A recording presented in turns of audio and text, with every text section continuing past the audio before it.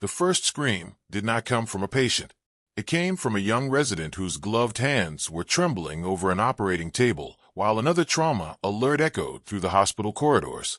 Stretchers flooded the emergency entrance, one after another, each carrying victims from a catastrophic highway pileup that had turned an ordinary afternoon into organized chaos. Blood marked the polished floors, despite the relentless efforts of nurses rushing between operating rooms, and every monitor seemed to beep with growing desperation. The chief surgeon was already deep into a complex heart procedure that could not be abandoned. The orthopedic team had reached capacity, and every available specialist had been pulled into surgeries that showed no sign of ending soon. Orders collided with alarms. Families gathered outside sealed doors, praying for names that had not yet appeared on patient boards. Inside operating room 3, panic spread faster than any injury. The attending surgeon stared at scans showing multiple internal hemorrhages and quietly admitted there was no one qualified to handle the next case before irreversible shock claimed another life. That was when Emily Carter stepped forward without raising her voice. She had spent the last 7 years working as one of the hospital's surgical nurses, arriving before sunrise and leaving long after midnight. Known by most of the staff only as the woman who anticipated every instrument before a surgeon asked for it. Few people knew where she had trained. Fewer still knew why someone with her extraordinary composure had chosen a position that rarely placed her name anywhere except staffing schedules. She tied her surgical mask more tightly, looked once at the patient whose blood pressure continued falling, and calmly said they no longer had time to wait. Several doctors turned toward her with expressions balanced somewhere between disbelief and irritation. One resident muttered that this was not a nurse's decision to make. Another insisted the legal consequences alone would destroy everyone in the room. Emily listened without arguing. Her eyes remained fixed on the unconscious patient whose heartbeat had begun to weaken with frightening speed. She stepped closer to the operating table and pointed toward the imaging display. The bleeding was not where everyone believed it to be. A tiny shadow near the diaphragm suggested a rare arterial tear hidden beneath swelling that would continue fooling them until it was too late. She explained it in a calm voice, without rushing a single word. The room fell strangely quiet. The attending surgeon studied the scans again, his confidence giving way to uncertainty. Emily was right. The injury everyone had missed suddenly became impossible to ignore. There was only one problem. Repairing it required a procedure so delicate that even experienced trauma surgeons rarely attempted it without extensive preparation. Outside the operating room, another trauma alert sounded, followed almost immediately by another. Time was dissolving. Emily washed her hands once more and waited. She did not demand authority. She simply stood ready while everyone else wrestled with impossible choices.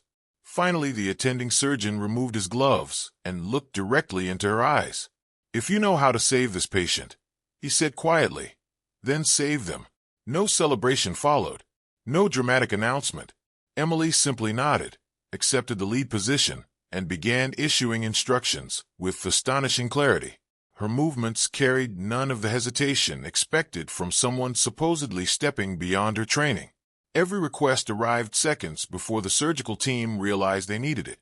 Clamp, suction, vascular forceps, retractor. Each instrument appeared in her hands as though the operation had already unfolded inside her mind long before the first incision. The room settled into an unexpected rhythm.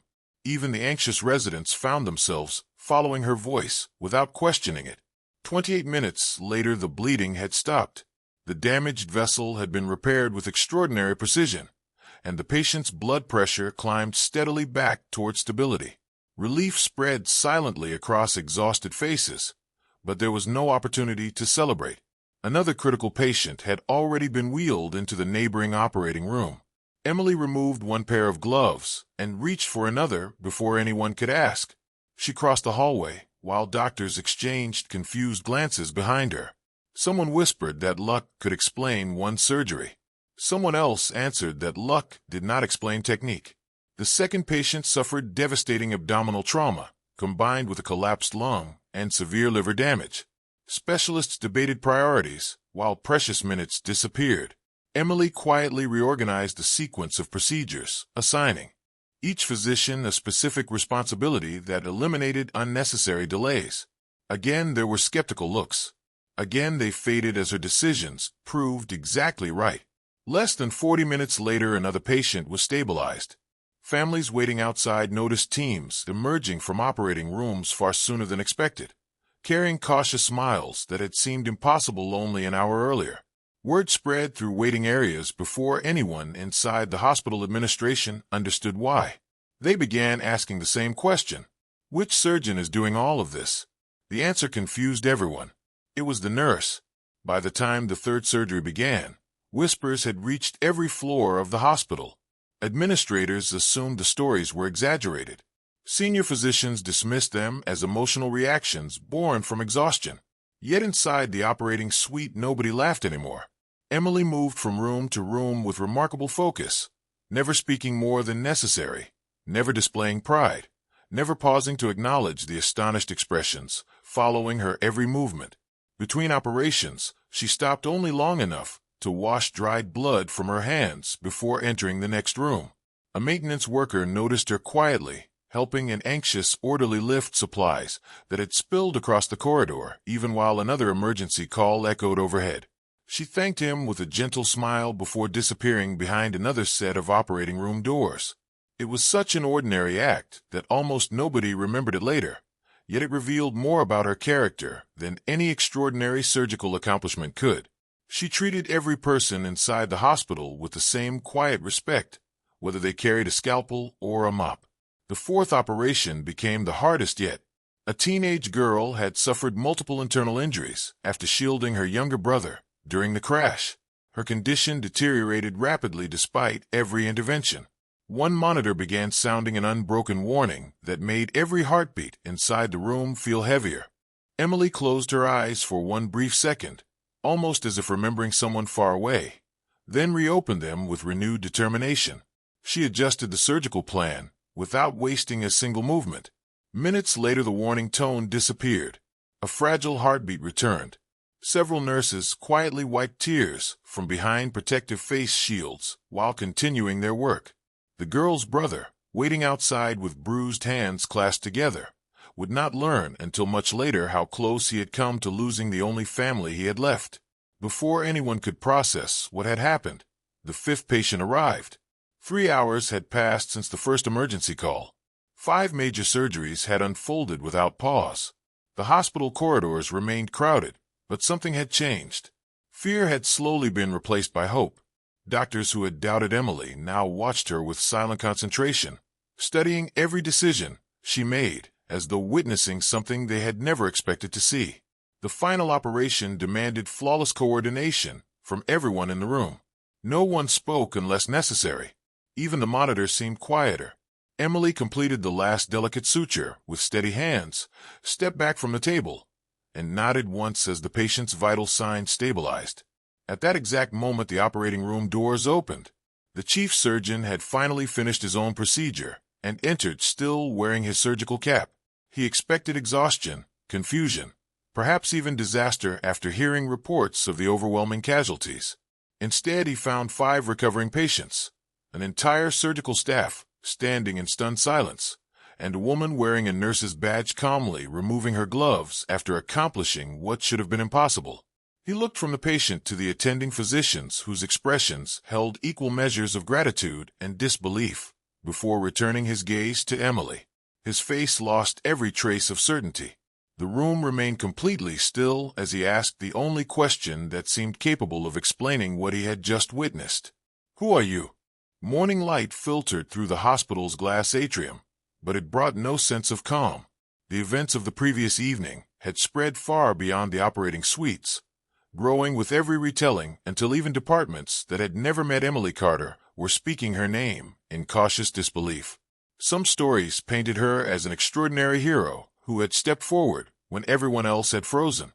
Others were far less generous, suggesting that an ambitious nurse had recklessly crossed professional boundaries and somehow escaped disaster through impossible luck. Neither version resembled the quiet woman who now walked the same polished corridors, carrying a tray of medications as though the previous night had been entirely ordinary. She greeted patients with the same gentle smile, she had worn for years, stopping to adjust an elderly man's blanket before reminding another patient not to worry because the swelling would begin to improve by afternoon. She never mentioned the surgeries. She never corrected the whispers that followed her footsteps.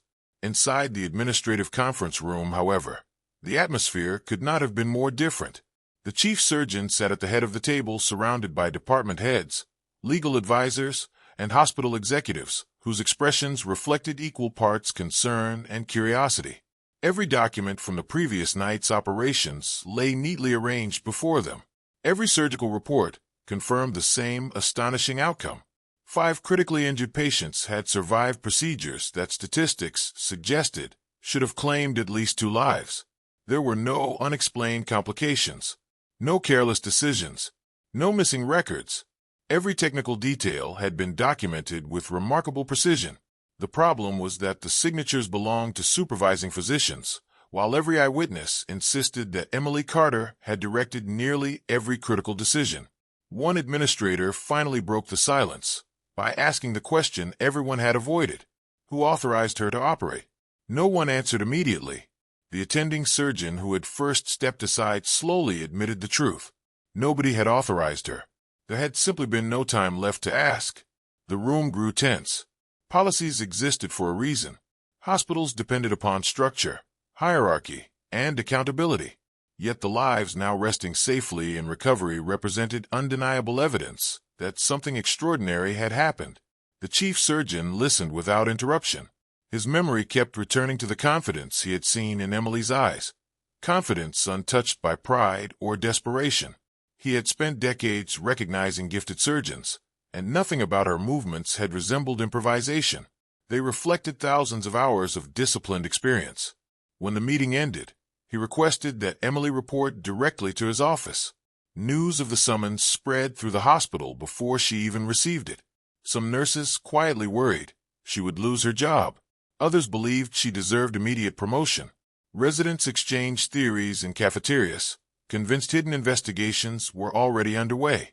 Emily herself seemed untouched by any of it. She finished changing dressings for a postoperative patient before washing her hands carefully and making her way upstairs. She knocked softly before entering the chief surgeon's office. Sunlight-illuminated shelves lined with medical awards accumulated over 3 decades. Yet Emily's attention settled only on the family photograph resting quietly beside the window. The chief surgeon noticed where she looked and instinctively turned the frame face down before inviting her to sit. For a long moment, neither of them spoke. Then he asked the question everyone else wanted answered. "Where did you learn to operate like that?" Emily folded her hands together calmly. "I learned where people could not afford mistakes," she replied. It was not an explanation. It was barely an answer at all. He pressed further, asking about medical school, surgical fellowships, military service, anything that might explain skills hidden beneath the nurse's uniform. Emily answered only what she considered necessary. Yes, she had received advanced training years earlier. No, she was not violating any patient's trust. Yes, she understood the legal consequences of what had happened. When asked why she had never disclosed her background during employment, she quietly said that she had applied for the position she wanted, not the title everyone expected her to chase. Before he could continue, an emergency call interrupted the meeting. Both instinctively stood. Old habits overpowered unfinished conversations. They hurried toward the intensive care unit, where one of the previous night's trauma patients had suddenly become unstable. Emily reached the bedside first. She observed the patient's breathing, adjusted a ventilator setting almost instinctively, and noticed a subtle complication developing beneath the obvious symptoms. The intensive care physician followed her recommendation, despite barely knowing her history. Within moments, the patient's oxygen levels began recovering. Another crisis quietly dissolved before it could become tragedy. The chief surgeon watched everything without speaking. Questions multiplied inside his mind faster than answers. Throughout the afternoon, Emily returned to ordinary nursing duties. She helped transport patients, comforted frightened relatives, and reassured exhausted coworkers who still struggled to process the previous night. She accepted neither praise nor sympathy. During a brief lunch break, she sat alone beneath a flowering tree in the hospital courtyard. eating a simple sandwich while reading handwritten thank you notes from patients she had cared for over the years. Most celebrated small kindnesses rather than dramatic rescues. One thanked her simply for holding a frightened hand before surgery. Another remembered that she had stayed after her shift ended, so an elderly woman would not wake alone in recovery. Emily smiled quietly before folding the notes back into their worn envelope. They seemed far more valuable to her than any professional recognition. Late that afternoon, an elderly man recovering from abdominal surgery insisted on leaving his room despite protests from staff. Leaning heavily on his walker, he slowly crossed the hallway until he reached the nurse's station, where Emily was reviewing medication charts. His cloudy eyes widened the moment he saw her. For several seconds, he simply stared. Then his voice trembled with recognition. "I know you." Every nearby conversation stopped. Emily looked up gently, but said nothing. The old man struggled to steady his breathing before continuing. "Years ago, after the earthquake, everyone said my daughter would die before sunrise. They flew in a surgical team when no hospitals were left standing. Their leader never slept. She operated for days without stopping. You saved my little girl. She is a doctor now because of you." Tears filled his eyes before anyone else could react. Staff members looked from the patient back to Emily, waiting for her to deny the impossible story. She never did. Instead, she walked around the counter, carefully adjusted the old man's blanket around his shoulders, and smiled with genuine warmth. "Your daughter saved herself," she answered softly. "She only needed another chance." The old man shook his head. "No, you gave her that chance." Silence settled across the station. Not the uncomfortable silence born from suspicion, but the kind that arrives when ordinary assumptions quietly collapse beneath undeniable truth. Nobody knew what to say. Emily gently guided the grateful patient back toward his room without another word, leaving stunned nurses staring after them. The chief surgeon had witnessed the entire exchange from the opposite end of the corridor. Before he could approach her, a courier entered through the main hospital entrance, carrying a sealed package marked with the insignia of an internationally respected humanitarian medical organization. The receptionist checked the delivery twice before looking toward the chief surgeon. The envelope, stamped confidential and requiring immediate acknowledgement, bore only one recipient's name. It was addressed directly to him, and beneath his name appeared a single handwritten note, open only after speaking with Emily Carter. The sealed envelope rested on the chief surgeon's desk long after the courier had disappeared. It was surprisingly thin, almost disappointingly ordinary considering the weight it suddenly seemed to carry. Around him, the hospital continued its familiar rhythm. Monitors chimed. Stretchers rolled through polished corridors. Visitors whispered hopeful conversations outside recovery rooms. Yet inside the office, time felt suspended. The handwritten note on the front of the package remained impossible to ignore. Open only after speaking with Emily Carter. He looked through the glass wall toward the surgical wing, where she was helping a newly hired nurse organize supplies, patiently explaining the placement of instruments with the same quiet attention she had once given to saving 5 lives in 3 hours. There was no trace of someone expecting recognition, no sign of a person preparing to defend herself. He finally picked up the phone and asked that Emily join him once more. She arrived a few minutes later, still wearing the same simple navy blue nursing uniform she had worn every day for years. Before either of them spoke, he placed the unopened envelope between them. Emily recognized the insignia immediately. Her expression softened, not with pride, but with the unmistakable ache of memory. She nodded once. "You can open it now," she said quietly. The chief surgeon carefully broke the seal. Inside were several official documents, faded photographs, commendations from governments across 3 continents, and a handwritten letter bearing the signatures of physicians whose names filled international medical journals. The first page summarized a career so extraordinary that he found himself reading each sentence twice.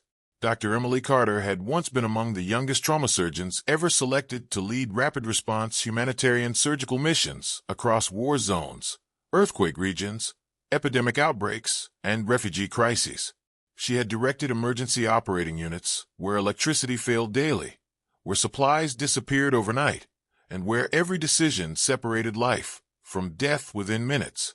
Records estimated that she had personally led or supervised more than 4,000 emergency surgeries under conditions most surgeons would never encounter in an entire lifetime.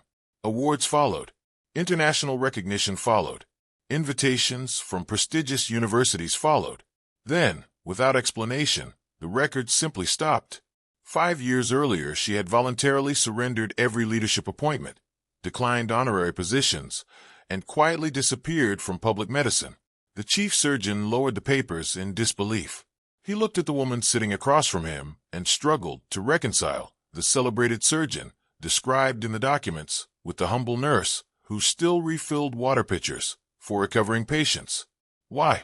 He finally asked. Why leave all of this? Emily did not answer immediately. Her eyes drifted toward the hospital courtyard visible beyond the office windows, where families sat beneath flowering trees, waiting for loved ones to awaken from surgery. When she finally spoke, her voice carried no bitterness, only acceptance. During one mission, she said softly, they reached a village hours after an explosion destroyed its only clinic. Hundreds needed help. There were too many injuries and too few surgeons. Every choice meant someone else had to wait. She operated continuously for nearly 36 hours. One patient after another survived because of those decisions. Then a little boy arrived carrying his younger sister. She was barely breathing. Emily had looked at the waiting list, calculated the odds, and made the hardest decision of her life. She chose another patient whose survival depended upon immediate surgery. By the time she returned, the little girl was gone. She had died holding her brother's hand. Emily never forgot the way he looked at her. He did not accuse her. He simply thanked her for trying.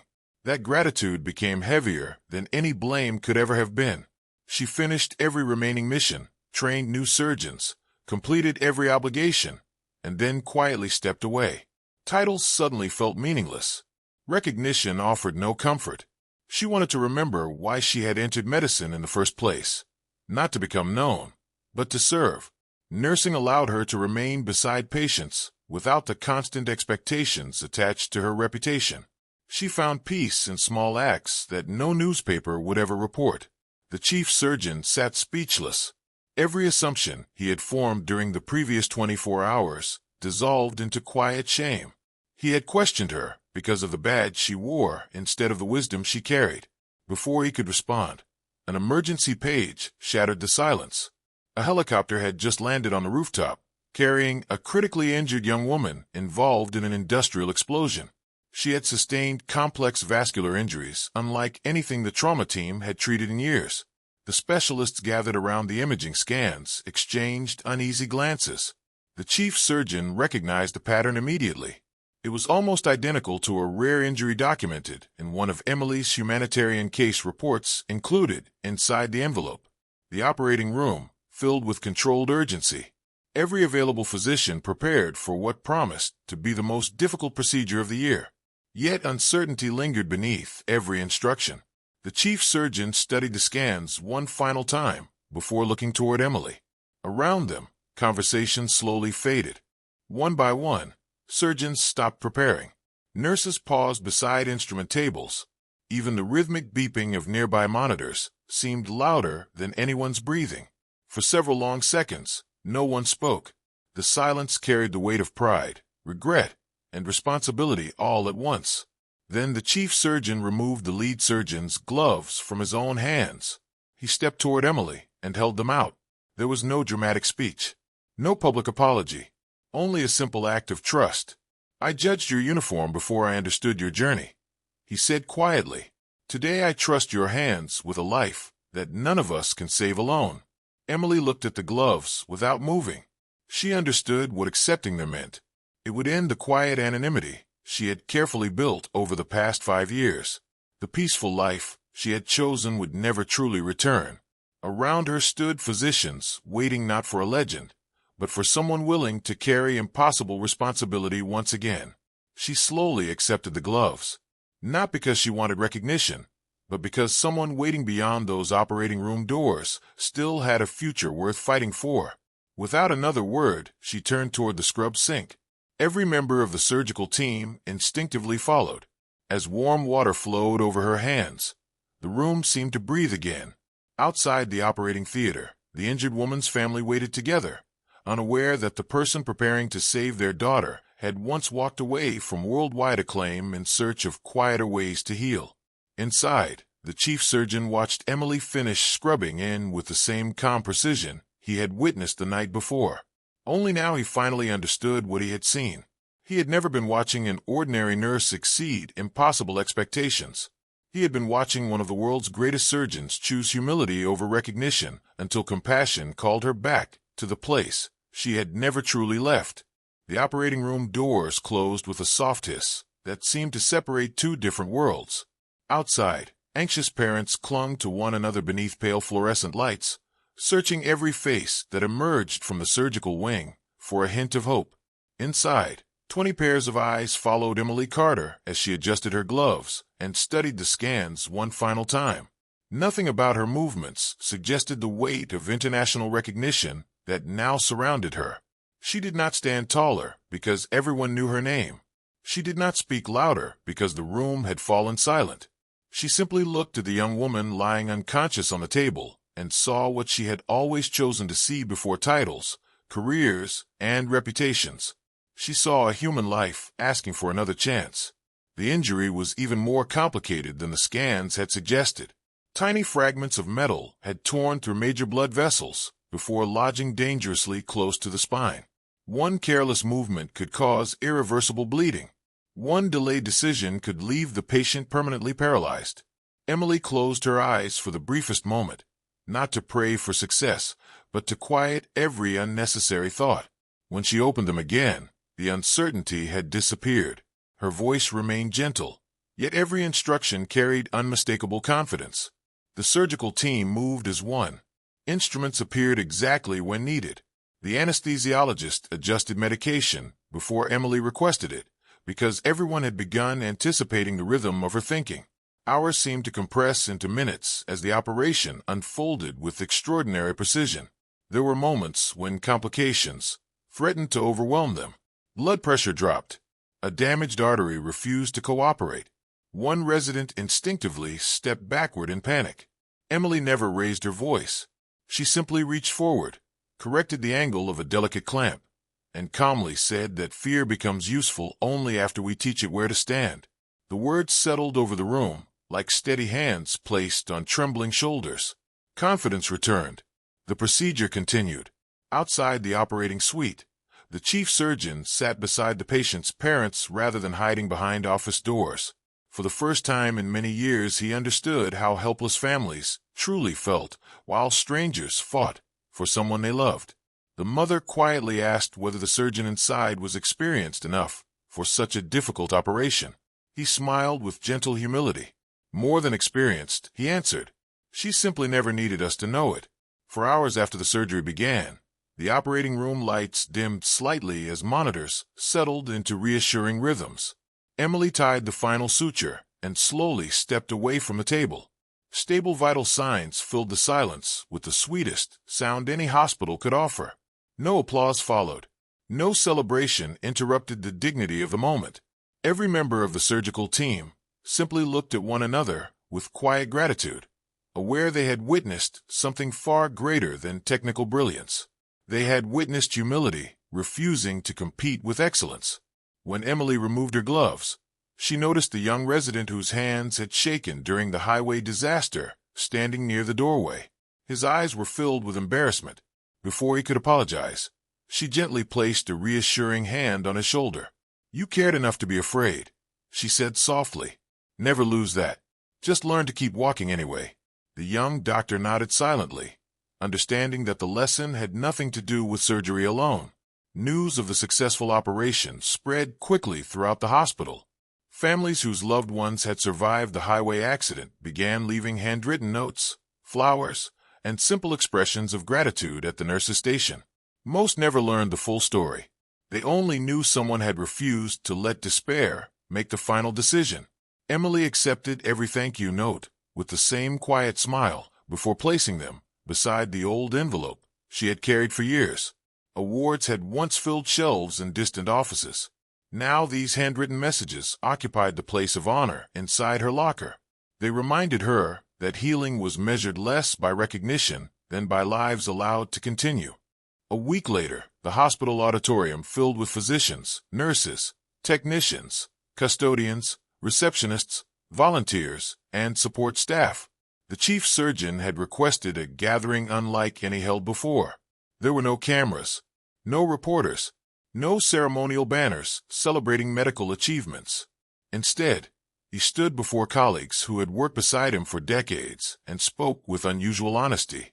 He admitted that experience had slowly convinced him titles revealed ability. He confessed that he had looked at a uniform before looking at a person. Then he invited Emily to join him. She hesitated before walking onto the stage, visibly uncomfortable with a tension she had spent years avoiding. The audience rose instinctively to applaud. Emily lowered her eyes, almost wishing they would stop. When the applause faded, the chief surgeon removed the gold nameplate from his own white coat and held it thoughtfully before placing it on the podium instead of wearing it.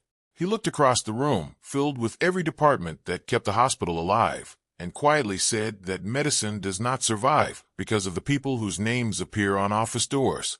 It survives because ordinary people choose extraordinary compassion every single day. Then he turned toward Emily. I asked who you were because I believed greatness always introduced itself loudly. You answered without saying your name. The room remained completely silent. Emily stepped toward the microphone, though she barely seemed to notice it. She looked not at the surgeons in the front rows, but at the cleaning staff, standing quietly near the back wall, the cafeteria workers who served tired families through sleepless nights, the transport aides pushing wheelchairs, the receptionists comforting frightened visitors before doctors ever arrived. Every face carried equal importance in her eyes. She smiled gently before speaking the only words she felt truly mattered. The greatest hands are often the ones no one thinks to applaud. No one moved for several long seconds. Some lowered their heads. Others wiped away quiet tears they made no effort to hide. The sentence traveled through the room with remarkable simplicity because everyone immediately recognized someone it described. Not just Emily, but countless people whose kindness had quietly carried others through impossible days without expecting recognition in return. The weeks that followed brought changes throughout the hospital, though not the ones reporters might have expected.